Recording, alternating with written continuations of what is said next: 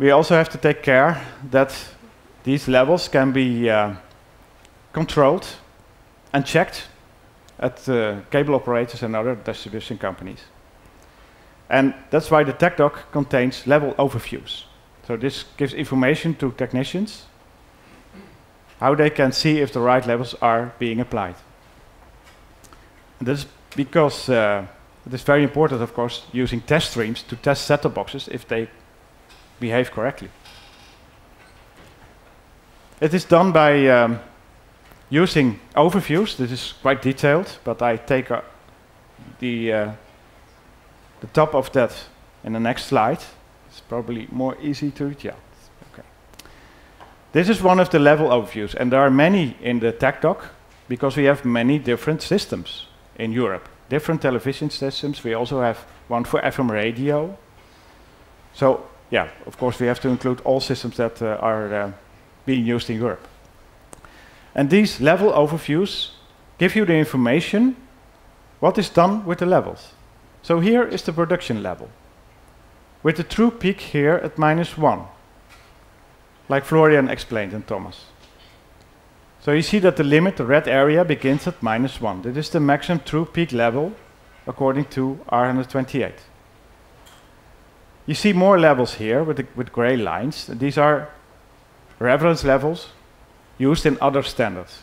For example, this one, this standard defines the levels for the SCART interface, and it is referencing at -12 dB true peak.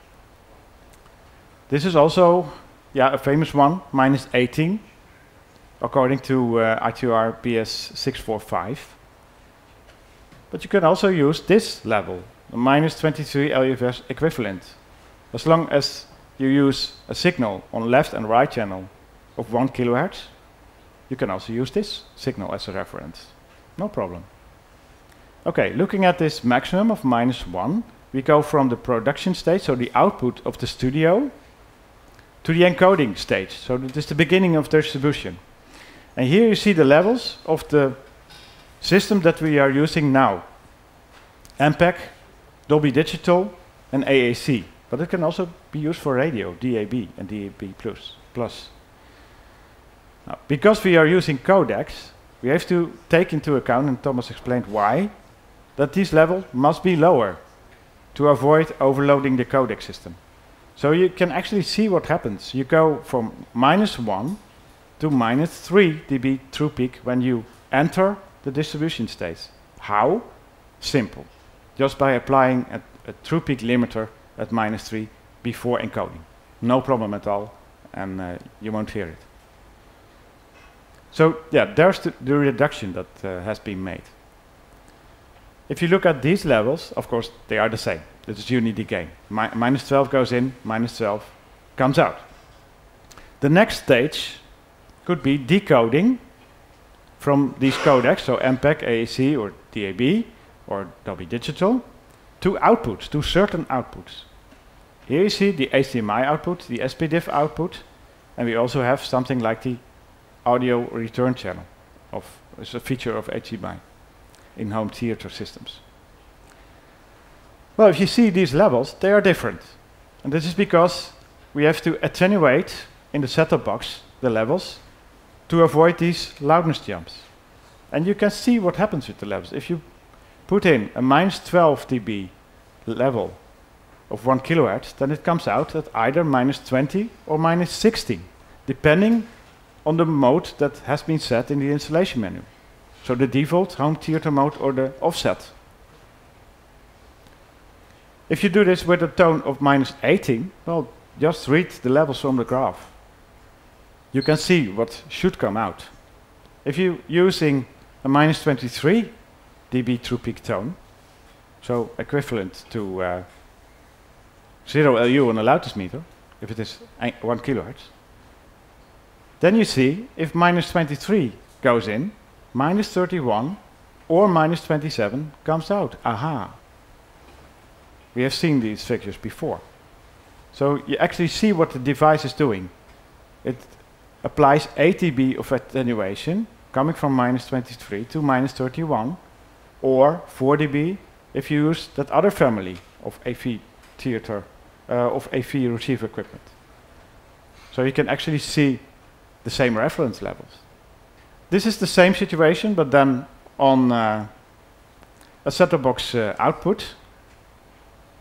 If you use decoders and you use direct stereo outputs, this could be, for example, a professional set-top box. And in this case, it is unity gain. Okay, going further, we have the same situation for the SCART output. So this is analog. And also the relationship between the digital domain and analog is completely clear. You can easily read the levels from the graph and test set-top boxes this way. So if you use a -12 level, you know that 500 millivolts must come out at the SCART interface. If you use other reference level, you can easily read the levels from the graph.